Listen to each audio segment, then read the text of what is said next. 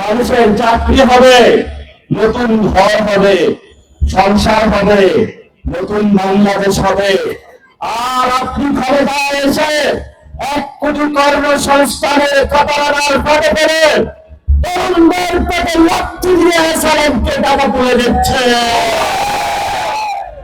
আমরা তরুণরা কি বসে বসে আন্দোলন চলবো? কথা বললে নাকি চরিত্রটা খারাপ হয়ে যায়। সব কিছু চলে গেছে নষ্টদের অধিকারে। আমরা তরুণরা হচ্ছি পশু। নষ্টদের সব ব্যবসা বাংলাদেশে আমরা বন্ধ করে দেবেন।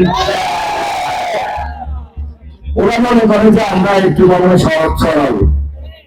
বাচ্চা ছেলে পোলা কি বুঝে? আজান শেষ হয়ে